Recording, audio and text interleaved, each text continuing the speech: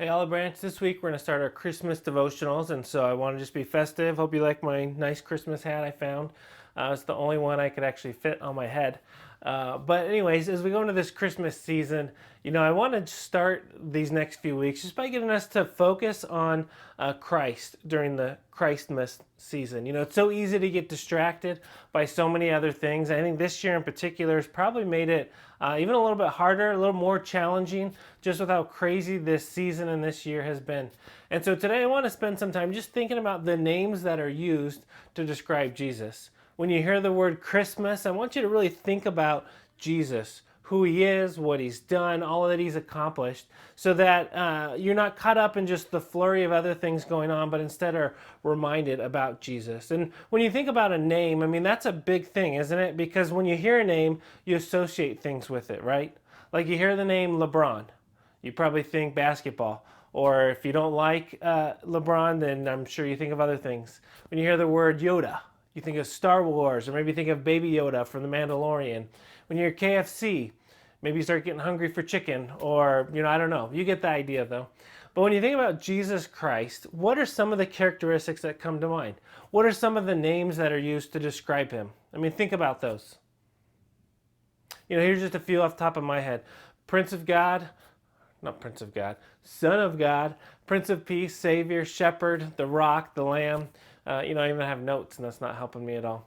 Isaiah 9:6 puts it this way: For to us a child is born, to us a son is given, and the government will be on his shoulders, and he will be called Wonderful Counselor, Mighty God, Everlasting Father, Prince of Peace. Each of these names describes a different aspect of who Jesus is. And one of my favorites is 2 chapters earlier, actually, in Isaiah chapter 7, verse 14, that says this: Therefore the Lord himself will give you a sign. The virgin will conceive and give birth to a son, and you will call him Emmanuel. And if you remember this single word, Emmanuel, it's powerful. It means God with us. I think that's a good reminder, for me, out of all the different words used to describe Jesus during this crazy time that none of us saw coming, is to just think about Jesus as the one who came to earth, who lived among us, and now through his Spirit, he continues to be present with us today. It's God with us. And so as we close, I want to encourage you to do a few things. Take some time just to write down some of the names and descriptions of Jesus, the things that come to your mind. As you do that, think about, what comes to mind, which ones did you write down, which ones maybe were harder to remember, did you overlook, or did you forget?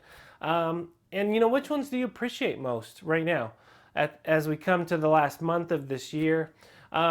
Really think about what are those titles, terms, descriptions of Jesus that you're most appreciative of, maybe in 2020 more than even other years as well. And so I hope you spend some time doing that, jotting down that list of names for Jesus, and then again afterward, just spending some time asking yourself those questions. And I would encourage you just to close with a time of prayer, of thanks, and of gratitude as well. So I hope you guys have a great week, and I'm looking forward to our next few weeks together with myself and with others as we, again, try and just encourage all of us to focus on Jesus during this season, to not get caught up in other things, but instead draw closer to him. So I hope you guys have a great week, Olive Branch.